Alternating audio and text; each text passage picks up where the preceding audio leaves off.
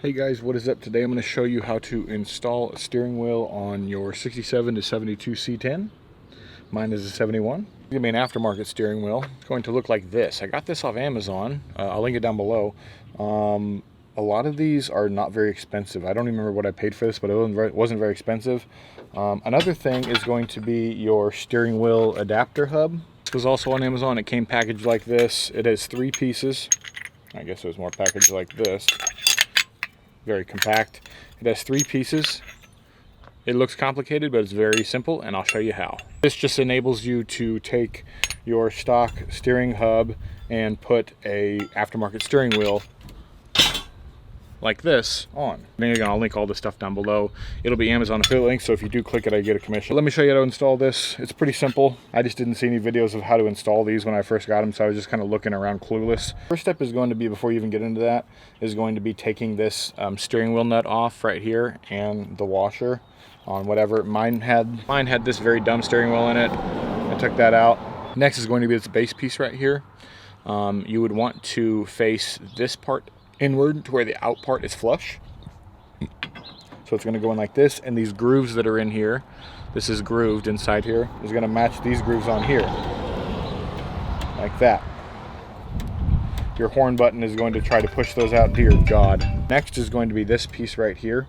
This is like your beauty vanity piece that goes over everything to keep it looking good, I guess, from the side.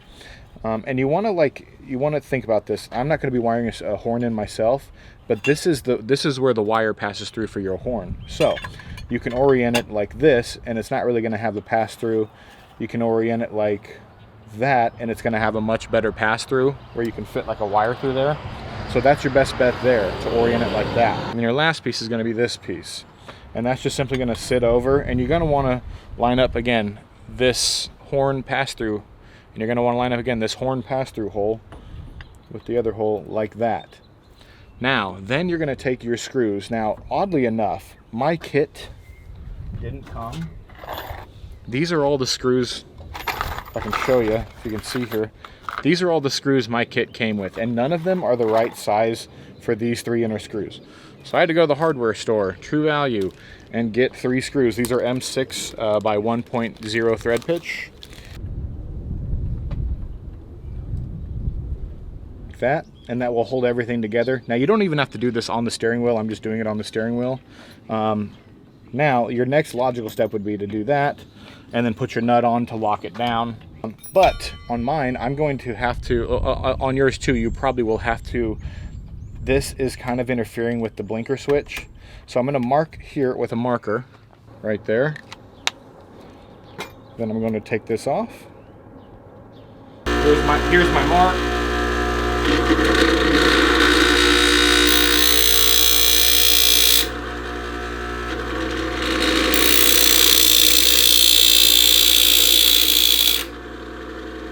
at that, made a nice little slot. Now we're just going to slap this little puppy back on here, like that. Now we have full room with our blinker to move. And I wasn't recording, but I just threw some, if I can see here for a second, just threw some blue thread locker on 2 of these screws that are going in here. I don't think it really needs it when you have a big locking nut locking the whole assembly onto the factory steering column, but you never know. We will throw our washer on, which conveniently fits right inside those 3 nuts. It doesn't interfere with that at all. And then our nut, steering lock nut, will go on, and we'll zap it down like this. Now we can finally get to using the included screws that they included with this kit, which are going to be for the actual steering wheel to mount to the hub itself. And those black screws aren't going to work. We're going to have to use the silver screws, so we're going to have to go get replacement black screws later on.